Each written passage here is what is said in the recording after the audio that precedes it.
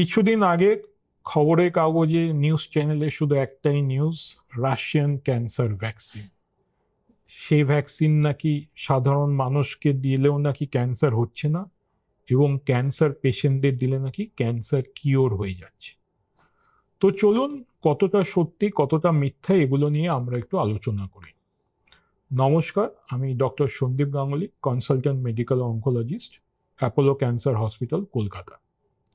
Recently Russian গবেষকরা claim করেছে যে তারা একটা ভ্যাকসিন তৈরি করেছে, mRNA ভ্যাকসিন, যেটা ভাইরাসের মাধ্যমে ওরা তৈরি করেছে, এবং সেই ভ্যাকসিন দিলে নাকি ক্যান্সার পেশেন্টদের রেসপন্স ভালো হচ্ছে। এবং আমাদের মিডিয়া চ্যানেল বলেছে যে এই ভ্যাকসিন দিলে নাকি সব পেশেন্টরা কিওর হয়ে যাচ্ছে, কারণ এই ভ্যাকসিন নাকি সাধারণ মানুষকে দিলে ক্যান্সার হবে না। দুর্ভাগ্যবশত এগুলো কিন্তু ভুল নিউজ। কারণ গবেষকরা যেটা ক্লেম করেছে সেটা হলো যে একটা প্রি ক্লিনিক্যাল স্টাডিজ করেছে, সেখানে ব্রেন টিউমার এবং কোলন ক্যান্সার পেশেন্টদের উপর এরা টেস্ট করে দেখেছে যে ভ্যাকসিনটা ভালো রেসপন্স করে। 60 থেকে 80% ক্ষেত্রে টিউমারটা কমে যায়। এই ভ্যাকসিনটা কাজ করে কি করে? ভ্যাকসিনটা এক ধরনের অ্যাডভান্সড ইমিউনোথেরাপি মতো, বডি ইমিউন সিস্টেমকে স্টিমুলেট করে ওরা ক্যান্সার সেলস ধ্বংস করছে।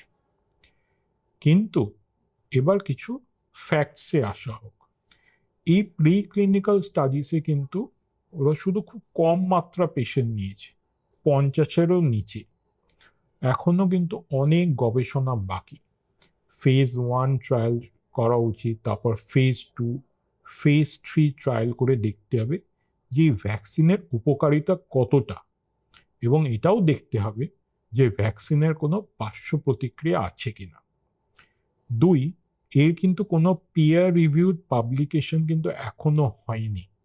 তাই আমরা শুধু আপাতত মুখের কথায় নাচছি, যেটা কিন্তু ভুল। আগে একটা প্রপার পাবলিকেশন হওয়া উচিত। এবং লাস্ট, সবচেয়ে ইম্পর্টেন্ট হচ্ছে, এই ভ্যাকসিন কিন্তু ক্যান্সার পেশেন্টদের উপর ইউজ করা হচ্ছে। এই ভ্যাকসিন কিন্তু সাধারণ মানুষের উপর নয়।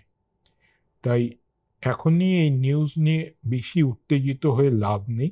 এর থেকে ভালো হবে যদি আমরা অপেক্ষা করি প্রপার ফেজ 3 রেজাল্টসের জন্য, এবং আমরা নিশ্চয়ই আশাবাদী থাকব যে এই ফেজ 3 ট্রায়াল রেজাল্টস ভালো হবে, যাতে ক্যান্সার পেশেন্টদের চিকিৎসা আরও উন্নতম হতে পারে। ভালো থাকুন, সুস্থ থাকুন।